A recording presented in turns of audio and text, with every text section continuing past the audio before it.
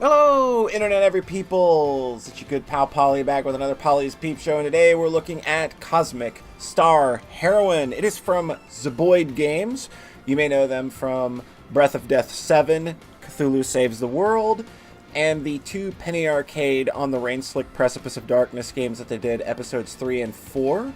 I wasn't the biggest fan of Breath of Death. I kind of thought it was just a smidge too hard, and didn't have a good time with it, but I will vouch for Cthulhu Saves the World and the third episode of the Penny Arcade game, because those were genuinely solid. They have great comedic writing and interesting little battle systems, and that's kind of a thing I've found with the Zeboyd Games, is that they do a lot of RPGs in the JRPG style, but they're always kind of doing something neat to kind of mix up the formula a bit, and Cosmic Star Heroine is no exception. But before we get started, let's go have a look at the spy directory. Look at our friend, our good pal, Carmichael McCallus, good friend of the old Sox crew, and he also did the art for Her Lullaby, which you should go play that if you want. It's pretty good, I heard. We're going to go ahead and just jump right in to a prepared save file. And the thing you'll notice sort of right off the bat is that though Zeboyd's older games were very kind of inspired by a more 8-bit retro kind of look, this game kind of has a more of a SNES Genesis vibe going on, a little bit of a TurboGrafx 16 kind of thing. It's kind of a mishmash of 16-bit styles, and it is just like, it's their best looking game. I think it's the biggest budget they've had for a game, because this game was kick-started. But the thing you're just going to notice as we go forward is that this game has just really great presentation. The sprite work is awesome. I'm pretty damn happy with the presentation overall. But the basic story is we are Alyssa, and we are a member of the Agency for Peace and Intelligence. That's a pretty lofty title for an agency to have. I'm pretty sure nothing is going to go wrong with this agency that only has mankind's best interests at heart. Nothing can go wrong at all. Whoops. Do believe I just spotted a bug. Hello there. I know you. You seem very familiar, Miss Lady. Oh, wow. I did not notice that before. Interesting. So there you go. A small little day one bug. Just noticed. Whereas the games that they've done prior have been pretty comedy focused in terms of their writing, while trying to mix in, some minor dramatic elements. This game seems to be going for a more straight-faced approach, but it does have some very cute moments I've experienced so far. So let's go ahead and get into the mission that we're going to go on, so that we can talk a little bit more about how this game is unique and different, and I think definitely worth your time. Spoilers, go buy it now. I really love these. There is a lot more of these interstitial cutscenes than I was expecting as well. Done very much in the style. It kind of reminds me of like Phantasy Star 4, but kind of blown out to really ridiculous proportions. They look great. They're fully animated. There's no voiceovers, which that's totally fine. I don't really think this is a game that needs it. But it's really, really cool to have seen these, this company kind of get their feet under them and get a project like this off the ground, because it definitely feels like they're kind of realizing full potential with this game. We're going to kind of skip past the dialogue because, we don't want to spoil too much. You guys can play the game. That's why I'm doing this video, to say, hey, go play the game. So, before we get into anything, let's start kind of laying the groundwork for how things are a little different. Here is our main menu. We're going to go into the system options first, because, hey, you can save anywhere, and you can adjust difficulty on the fly, which is fantastic. This is a game that respects your time and is just happy to let you play the game any way you want and whenever you want. That's pretty awesome. So let's have a look at abilities. We'll go a little more in depth over abilities as we get further into how they tie into the battle system. But for now, we'll just have a look at, each character has 8 ability slots that can be equipped, with the 8th slot being a rest or defensive skill. I think that these are always going to be rest or defensive related, and we'll go over those, like I said, a little more as we continue on. So we're going to go to equipment, and equipment has base stats, it has bonuses, and then you have programs. And we'll go ahead and look at Dave here. As you can see, his notepad, he gives him cunning +5, just from the jump. And the accessory he has increases his hackitude. But the real thing we want to look at here is programs. These are more abilities that you can use in combat. As you can see, the shield that we currently have equipped has 3 abilities, but they also have requirements. So he needs to have a hackitude requirement of 20 in order to use Void Bullet, which we can use now. And at 40, we'll be able to use Void Blast and then Void Wave. So it kind of seems like they're making you maybe want to keep your older equipment around because you may be getting some really cool stuff the longer you hold on to that equipment, which is pretty rad because I like games like Final Fantasy X where equipment never really becomes obsolete because there are still awesome abilities attached to it that you may want to keep in because you're having problems. Items, you can have, it looks like you can have up to 8. I've only got 3 of these unlocked at the moment. These can only be used once per battle, and they are shared by the entire team. So everybody, you will only have access to one shield breaker. But these replenish after the battle, as do your hit points. So again, another way that this game kind of is respecting your time, which I think all of Zeboyd Games do that, where like every battle, every random encounter or whatever, they're difficult, but you always get a recharge at the end of the fight, so you're always good to go for the next one. With all of that out of the way, let's go ahead and delve a little more into things because, part of an RPG, I guess, is your battle systems. Everybody likes battling things. But wow, man, I just can't get over how gorgeous this game is. And again, we're going to kind of skip past this cutscene. We need to get into a facility, but there's terrorists hanging around. What are we going to do to them? Maybe we'll find out later. Or maybe you'll find out after you buy the game. Because you should. Because if you're, I can't remember if I've actually mentioned this or not. But if you're watching this on launch week, it's at a 20% discount. So you can get this bad boy for 12 buccarinos. Who says buccarinos? I do, apparently. So up here we've got random, these aren't really random encounters. These are, like Chrono Trigger. You see your enemies on the map before you fight them. And another cool thing about this game is after you've completed all of the random encounters in an area, you can just use the menu to call up more battles and grind if you want. Like, again, a game that really respects your time. We've also got Insight, which is kind of like the mumble command from Phantasy Star 4. Sorry, I kind of did that a little bit out of order, but you get the point. So let's go into battle and kind of look at step by step at how all of this goes down, because it looks like there's a lot to take in, but it's pretty easy to understand. So you see at the left, we've got our character status. On the right, we've got turn order. Really easy stuff to understand. And at the bottom left, we've got skills, items, and programs. Items and programs can only be used once per fight. Skills. All of your skills, you have all of them that you've equipped from the get-go. The catch, however, is that once you've used a skill, it is expended, unless it is a reusable skill, such as bashing something over the head. Or it's a skill that has a modifier that says, I can be used again next turn. I know that another character we have has an ability to just repeat the last action she did without having to have that skill available. So, what happens when you're out of skills? You have to use a defensive skill in order to recharge all of your expended abilities. This puts an element of strategy into things, but there's also the hyper system, which we will go over in just a moment. But for now, let's go ahead and just donk one of these guys on the head. Donk. Get a nice Estelle Bright moment there. We can look at Dave's stuff here. He's got a typical lightning zap. You can increase his style. Style seems to be a modifier for all things.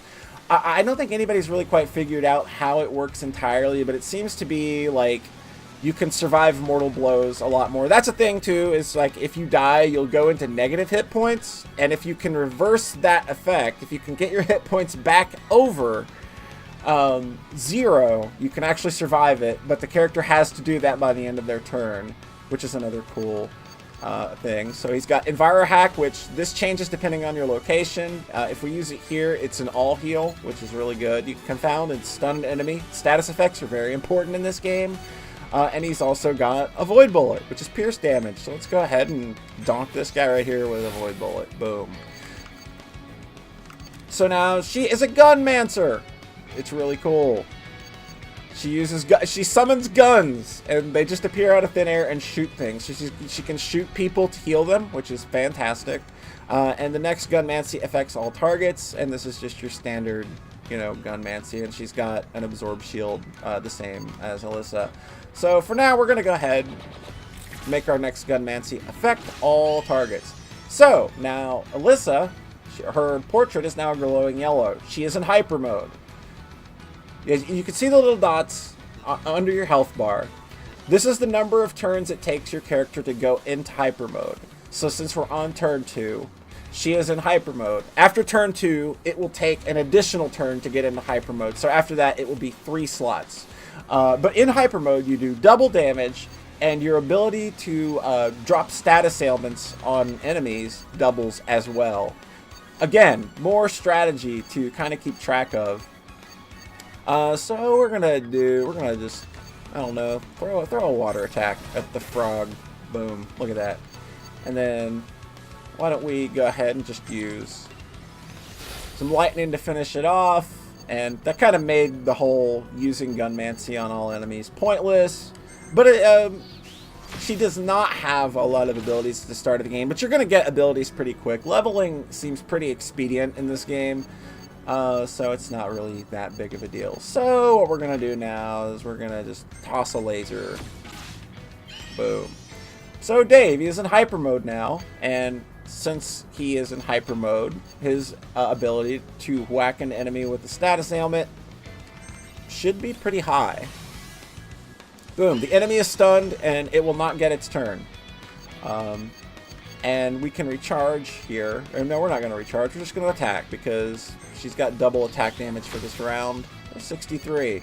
So now you can see that laser and drown are gone, but if we go ahead and wait a couple of rounds, we recharge.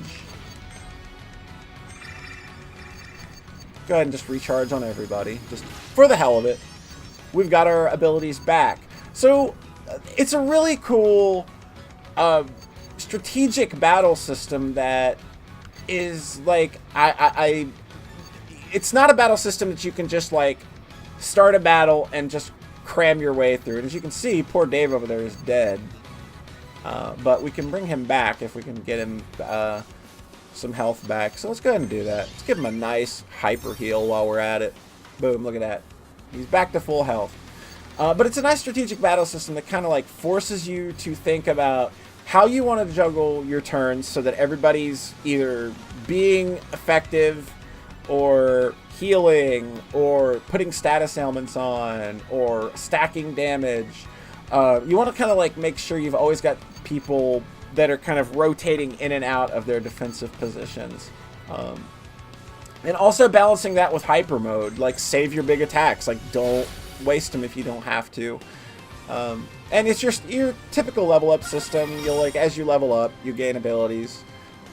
You know, that's not too complicated. So we'll go up here, we'll grab some sunglasses. This is an item, and again, we go back in here, and now that we have sunglasses, once per battle, we can increase an ally's style by 35, which again, it's a little vague. I'm not entirely sure what it does, but I'm sure that like as time goes on, that'll all kind of be figured out. Let's talk to a plant. It's a pretty flower, and it likes you. Bad flower, bad. Oh dear. So this is a bit of a kind of a mini boss enemy. Got tired of waiting for dinner. Poor guy. So what we're gonna do, we're gonna go ahead. Why don't we increase our attack power? Start playing around with these abilities a bit. See what we can do. Can we confound it right now? No, we cannot. That's okay. That's okay. And you? Let's go ahead and just throw a buff on him. Just for the hell of it. He'll absorb damage. Oh, ouch. That's a lot of damage you did there, buddy. Not as effective as I was hoping that it would be, but that's fine. We got this. We'll just have her fire a little shot over there. 36. You're being a dick. Alright, Dave. What are you gonna do? Just throw out a heal. Why not? But, I think as you can see, it's a battle system that you kind of gotta, like, you've always got to keep bouncing back and forth between making sure you've got abilities available and being able to keep the fight going, because there are enemies in the game that will heal, and that's not fun, like, at all. Let's see, what are we gonna do with you? Chan does not have a lot of options at the start of the game, but she very quickly gets pretty rad. Let's see, 288.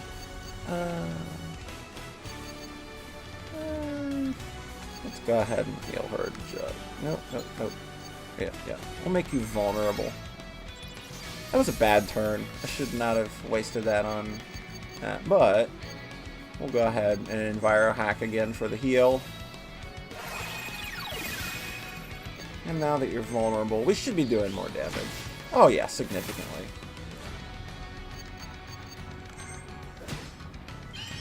So yeah, like, this is a combat system in a game overall that just kind of reminds me a lot of Phantasy Star and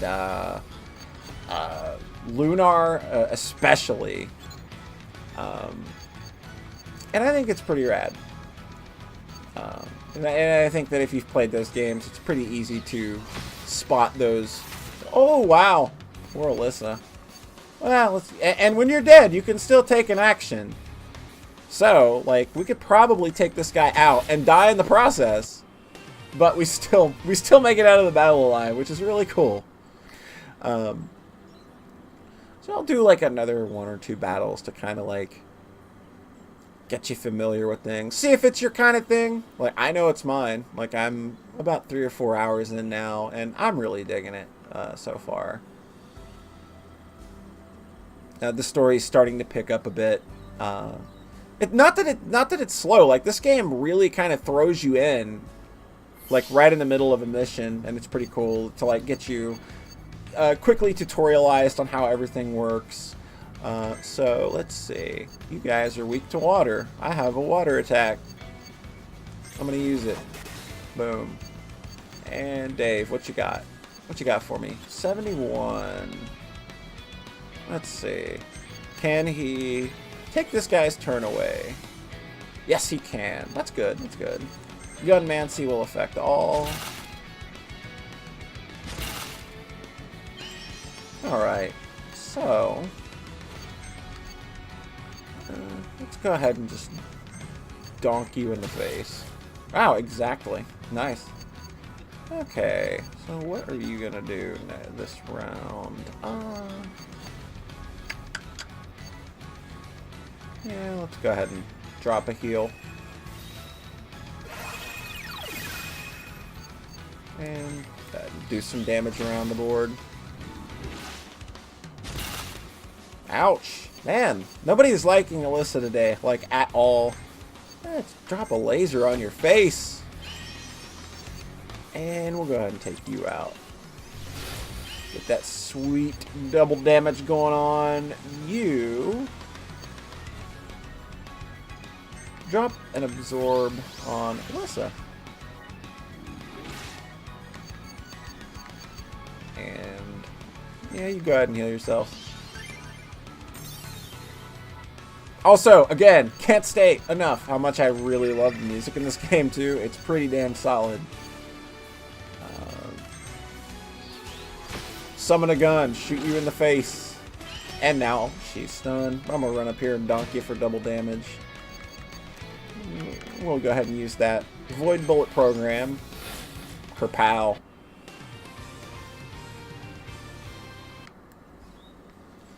We go up here, we get not only a story-related item, but we're going to get Chon a really good ability. Finally, she can now use fire elementals. Fire elemental kind of gunmancy. So you can also use it to kind of like knock over things in your way. Very nice. We'll go down here. Anything down here? Oh yes, there is an item down here. Found an aqua satchel. That is an Alyssa accessory. And that's going to do good for her water. It's going to increase water damage and resistance. Boom. Easy peasy Japanesey. So this has been Cosmic Star Heroine. I hope that you kind of give the game a look. I think that it is definitely worth a look if you're into games like Phantasy Star, Chrono Trigger, Lunar. I think you're definitely going to enjoy it.